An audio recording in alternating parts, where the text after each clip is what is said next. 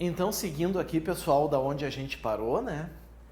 Certo? Lembrando, reclusão de 3 a 12 anos. Então, o crime de moeda falsa é uma infração de elevado potencial ofensivo. E aqui algumas peculiaridades agora que a gente tem que ter em mente. Em primeiro lugar, pessoal, a competência para o julgamento é da Justiça Federal. Porque papel moeda é, com certeza, a infração que atinge os interesses da União. E a Constituição, no artigo 109, ela é muito clara ao afirmar que quando há interesse da União, a competência é da Justiça Federal. Boa questão, inclusive, para cair em prova. Moeda metálica, o níquel, né? São os nossos centavos, ou moedas de dólar. Papel moeda, detalhe importante, de curso legal no país. A gente sabe que no Brasil vigora o real. Então, cruzeiro não pode fazer parte desse tipo penal aqui. O cruzeiro, falsificar cruzeiro é fato atípico, porque o cruzeiro, o cruzado novo não é moeda em curso legal no país. O real é? Claro que o real é. Somente o real? Não. Podemos pegar como outro exemplo o dólar. O dólar também é uma moeda que tem aceitação no país. Dá até para resumir. Qual é a moeda objeto desse tipo penal que caracteriza o crime se tu falsificá-la? É aquela moeda que pode ser rejeitada. Aliás, desculpem. É aquela moeda que não pode ser rejeitada. Certo? Que não tem como um comerciante, por exemplo, se recusar, se negar a receber. Por isso que a jurisprudência já fixou entendimento e já caiu em prova sobre a questão do cheque-viagem. Cheque-viagem não é objeto de moeda falsa, porque pode ser recusado.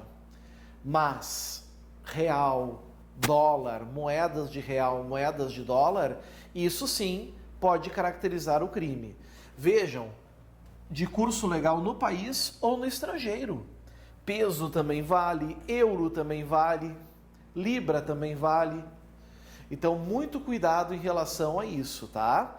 Esse é o clássico do artigo 289, a falsificação de moeda. Já avisei logo anteriormente, devo repetir, falsificação grosseira não caracteriza esse tipo penal, certo? Isso é importante. Outra informação importante. Professor, se porventura o sujeito falsifica, cria uma moeda de 5 centavos, eu posso aplicar aqui, isso já caiu muito em prova, eu posso aplicar aqui o chamado princípio da insignificância? A resposta é não, certo? Cuidem isso. Nos crimes contra a fé pública, eu não estou falando apenas da moeda falsa, mas eu estou falando de todo e qualquer crime contra a fé pública. Não se aplica o princípio da insignificância. Por quê? Porque não está se tratando apenas de valor econômico. Como já dito anteriormente, está se falando de fé pública, a crença que a sociedade possui em nossos papéis. Então, cuidem esse detalhe. O princípio da insignificância é totalmente incompatível com qualquer um dos crimes contra a fé pública, certo? Bom, aí a gente tem um parágrafo primeiro, que fala nas mesmas penas, ou seja, 3 a 12 anos e multa. Me perguntaram se por acaso... professora, falsificar uma nota de 5 reais, transformando numa de 20, é crime de moeda falsa. E transformar uma nota de 20 em uma nota de 5, seria crime de moeda falsa? A resposta é não. Nesse caso, não. O sujeito tem que obter alguma vantagem com o ato. Essa conduta é atípica, é um sem noção. Isso nós podemos afirmar. Mas pegar uma nota de 20 verdadeira e convertê-la em uma aparente nota de R$5 não vai configurar delito algum, não configura crime nenhum, certo? O mesmo vale para um sequestrador, tá? Um sequestrador que recebe uma quantia de dinheiro a título de resgate e, para despistar a autoridade em virtude da sequência da numeração de notas, altera, suprime, destrói algumas notas, dando um valor menor ou tirando o valor delas. Também não vai haver punição de moeda falsa nesses casos, tá? Da mesma forma. Então vejam, nas mesmas penas incorre quem, por conta própria, pela sua iniciativa ou alheia, importa, o que é importa? Trazer para dentro do país. Exporta, enviar para fora do país. Adquire, amigos, aqui, certo? Em nenhum momento está dizendo que é a título oneroso ou gratuito, pode ser qualquer um dos dois. Pode ser ter ganho, pode ser ter comprado.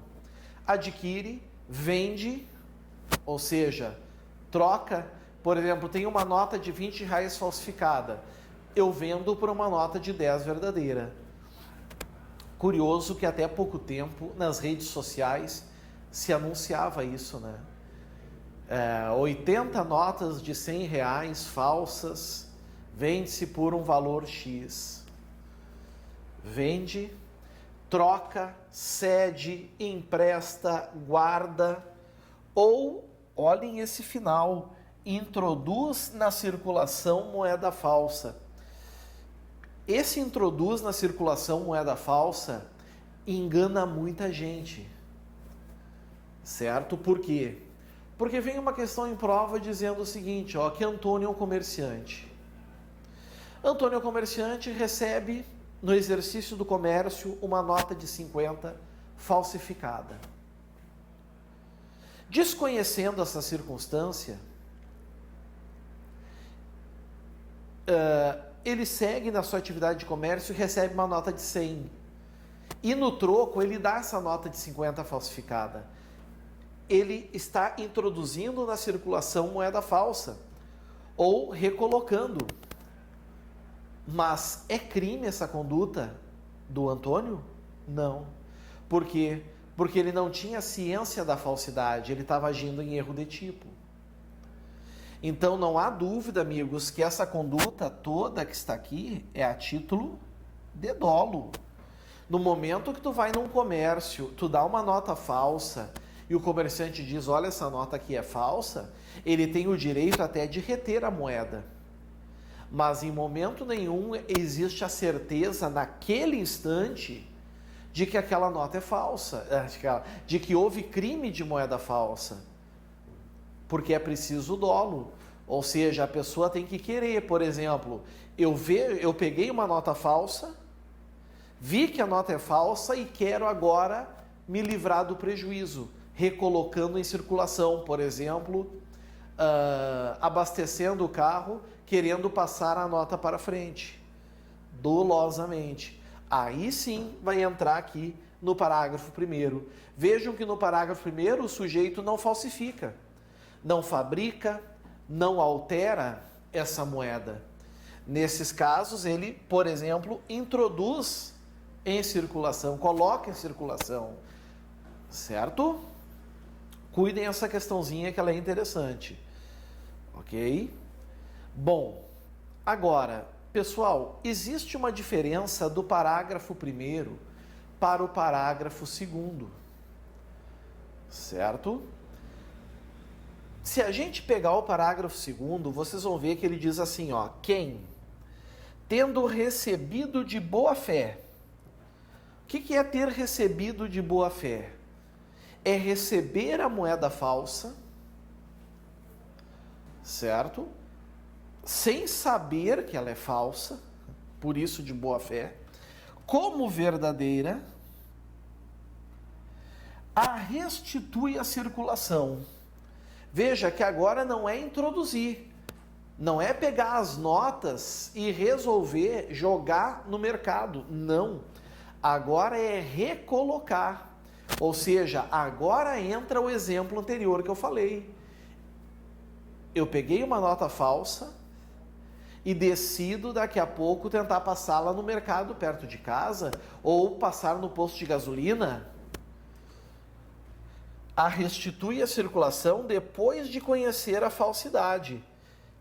A pena é detenção de 6 meses a 2 anos e multa. Aqui é uma infração de menor potencial ofensivo. Infração de menor potencial ofensivo. O que isso quer dizer? Isso quer dizer que agora nós temos um crime cuja pena máxima não ultrapassa 2 anos. Se deram conta? A pena máxima não ultrapassa 2 anos. Aqui, meus amigos, a gente vai então se deslocar lá para os juizados especiais criminais. E aqui sim existirá o direito de se aplicar os chamados institutos despenalizadores, como por exemplo a transação penal, pagamento de uma cesta básica, né? E o sujeito não é processado, não é reincidente, não é nada. Ou ainda a chamada suspensão condicional do processo, já que a pena mínima não ultrapassa 1 ano, o sujeito fica por 2 anos comparecendo ao juizado, informando suas atividades, e está resolvido, certo? Vejam, nesse caso do parágrafo 2º, já não é reclusão. A pena privativa de liberdade é de detenção. E detenção, meus amigos, é, na verdade, bem mais brando do que reclusão. Importa a diferença para nós? Não importa. Mas saibam que os crimes de menor gravidade, eles são apenados com detenção. Está aqui. Então vejam, aquele que fabrica, cria do zero a moeda falsa, só o fato de criar já está sujeito a uma pena de 3 a 12 anos e multa, só por ter criado. Aquele que falsifica, ou seja, pega uma nota verdadeira e cria uma outra nota no lugar daquela, já está sujeito a uma pena de 3 a 12 anos. Só para isso. Veja que não é preciso que essas pessoas nem ao menos coloquem no mercado essas notas. Se colocar, a pena é a mesma. Se adquirir, se vender, a pena é a mesma. Sabendo da falsidade. Agora, receber de boa fé e restituir a circulação é errado também, mas é bem menos grave. A pena de reclusão passa a ser de detenção. De 3, o mínimo é 6 meses. De 12, passa a ser 2. Tem uma modalidade ainda mais grave? Tem. Nós temos o parágrafo 3º. E o parágrafo 3º tem um motivo para ser mais grave e ter uma pena tão rigorosa. A pena mínima, ela continua sendo de 3 anos. Já é uma crítica. Se o objetivo do legislador era punir com mais gravidade, a pena mínima já deveria ser além dos 3.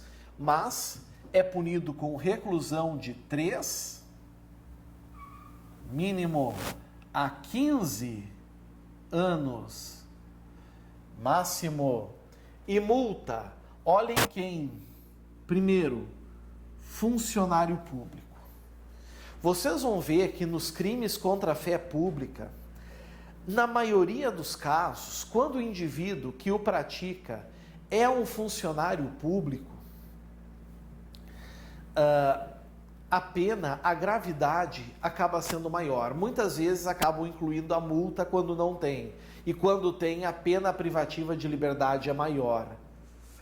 Ou diretor, gerente ou fiscal de banco de emissão. que fabrica, emite ou autoriza a fabricação ou emissão do que? Moeda com título ou peso inferior ao determinado em lei, de papel moeda em quantidade superior à autorizada. Nesses casos, a pena é de 3 a 15 anos. Mas vejam que enquanto lá em cima, prestem atenção, era um crime comum, ou seja, podia ser praticado por qualquer pessoa, por qualquer indivíduo. Aqui, pessoal, nós temos, na verdade,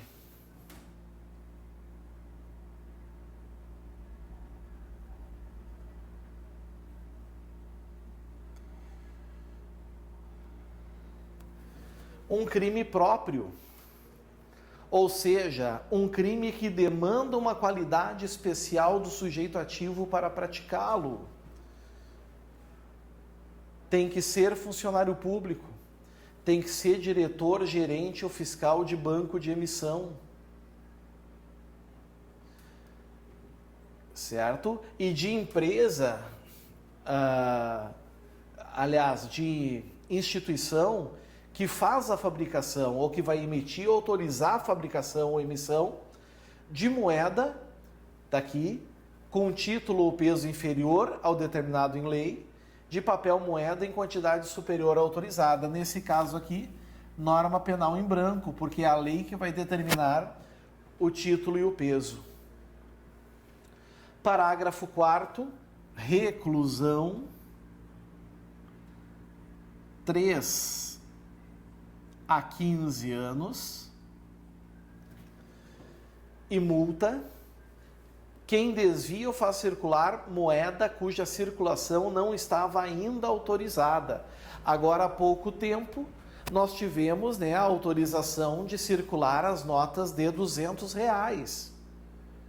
Ora, meus amigos, se alguém fizesse circular essa moeda antes da sua entrada em vigor, a pena vinha aqui, 3 a 15 anos pela gravidade, certo?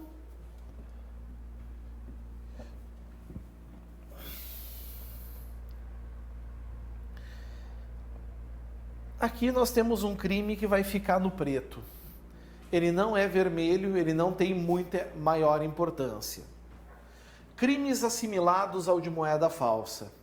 Formar cédula, nota ou bilhete representativo de moeda, com fragmentos de cédulas, notas ou bilhetes verdadeiros.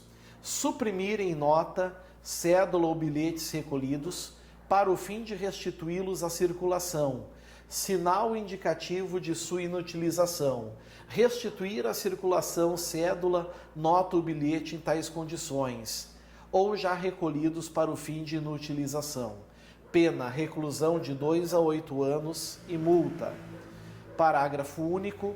O máximo da reclusão é elevado a 12 anos e multa se o crime é cometido por funcionário, olha aqui mais uma vez o funcionário, fazendo a pena aumentar, por funcionário que trabalha na repartição onde o dinheiro se achava recolhido, ou nela tem fácil ingresso em razão do cargo. Alguns cuidados aqui, tá? Primeiro, não há dúvida, pessoal, que esse crime, ele é um crime doloso. Não há dúvida disso. É um crime doloso. Condutas criminosas: formar cédulas, ou seja, reunir fragmentos. Cédula, nota ou bilhete representativo de moeda. Suprimir, retirar indicativos. Crime formal.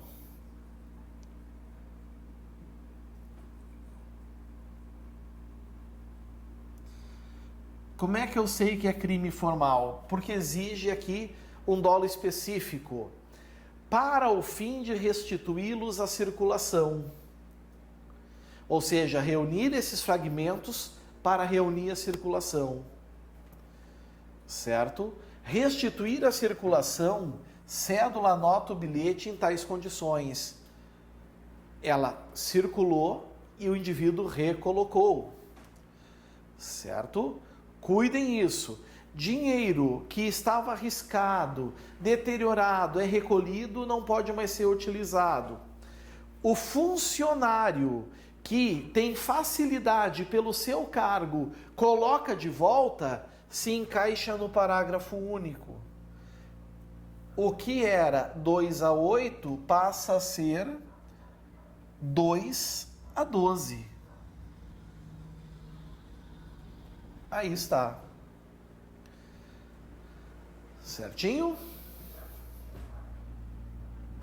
Muito bem. Dando seguimento, temos agora a figura dos petrechos. E os petrechos, meus amigos, eu vou destacar em azul.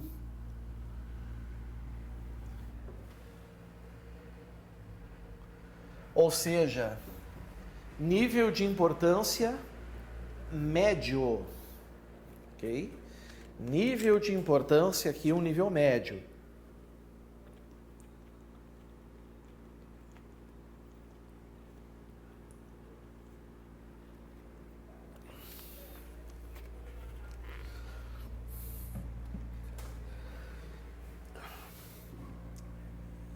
Petrechos para falsificação de moeda. Interessante, né? Interessante a expressão petrechos, né? Eu já ouvi muito em aula. Professora, eu já ouvi falar em apetrechos. Está certo também. Os dois estão certos. Tanto petrechos quanto apetrechos. Os dois vocês podem utilizar sem problema algum. Aí nós vamos ver os verbos.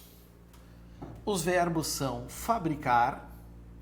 Fabricar a gente sabe o que é, né? É criar do nada. Adquirir. Adquirir aqui é pegar, receber. Pode ser comprando, ou seja, por um valor, ou por nenhum valor, ganhando. Fornecer, do mesmo jeito. A título oneroso, que é por dinheiro ou gratuito. Possuir ou guardar, mas vejam que agora não é a moeda. Vejam que agora não é a moeda. Agora são os petrechos, os equipamentos.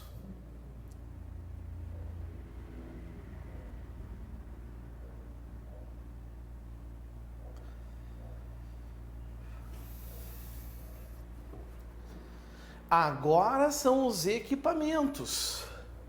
É o maquinismo, é o aparelho, é a prensa, é a solda, né? Instrumento ou qualquer objeto. Interpretação analógica, especialmente destinado à falsificação de moeda. Primeira coisa que eu quero que vocês entendam desse crime, pessoal, é um ato preparatório punível, né? Vocês lembram que no iter criminis não se punia, né? Os atos preparatórios. Se punia da onde até onde? Ora, meus amigos, se punia da execução para a consumação. Mas existiam algumas exceções e uma exceção está aqui. Vocês concordam que quem fabrica, adquire, fornece, possui ou guarda maquinismo, aparelho destinado à falsificação de moedas está se preparando para tanto? Claro. E essa preparação é punível com reclusão de 2 a 6 anos, além da pena pecuniária, que é a multa, né? Vejam que genial, certo? Cuidado com isso. Então, é um ato preparatório punível.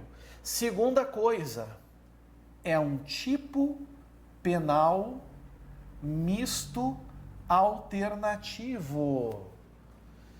O que quer dizer isso, ser um tipo penal misto alternativo?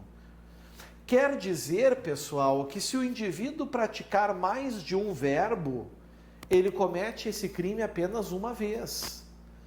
Então vamos supor que esse sujeito adquiriu o equipamento.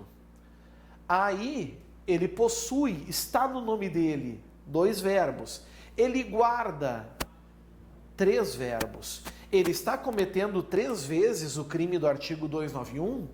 Não, ele está cometendo uma única vez. Claro que quanto mais verbos ele praticar, mais reprovável é a sua conduta. E aí sim, na dosimetria da pena do 2 a 6 anos, a pena vai se afastando do 2 e vai indo, claro, para o 6, né? Ok? Cuidem quanto a isso. Esse crime é um crime comum, doloso e comum. Qualquer pessoa pode cometer, não exige uma qualidade especial do sujeito ativo. E o que eu coloquei aqui? Interpretação analógica. Porque instrumento, maquinismo, aparelho são exemplos. Pode ser insumos, tintas. Por isso que depois diz ou qualquer outro objeto. Então o que nós temos aqui são interpretações analógicas. É analogia, professor, mas analogia não pode porque é para prejudicar o réu. Não estou falando de analogia. Estou falando de interpretação analógica que tem previsão legal. Certo? Cuidem isso. Outro cuidado. Muitos podem perguntar, professor, esse crime do artigo 291 de petrechos para falsificação de moeda é um crime instantâneo ou é um crime permanente? Boa pergunta, né? Instantâneo ou permanente? Pode ser qualquer um dos dois, depende do verbo que o sujeito praticou.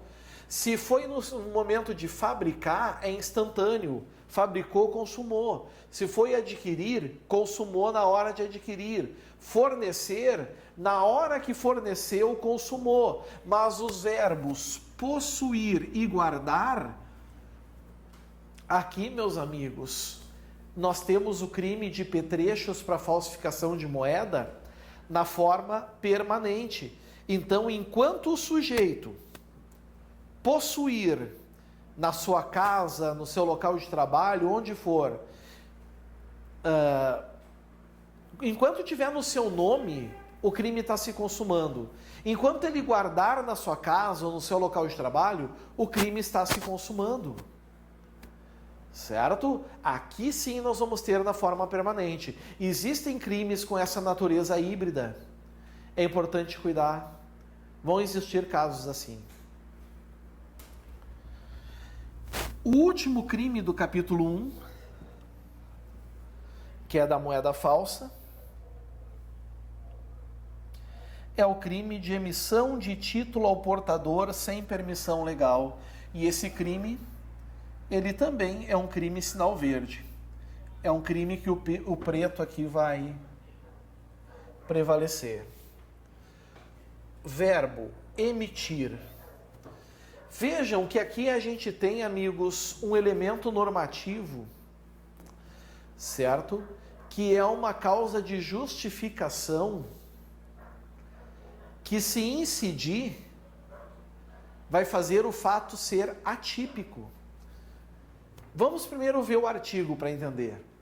Emitir, sem permissão legal, isso aqui eu vou circular, sem permissão legal, nota, bilhete, ficha, vale ou título que contenha promessa de pagamento em dinheiro ao portador. Exemplo clássico.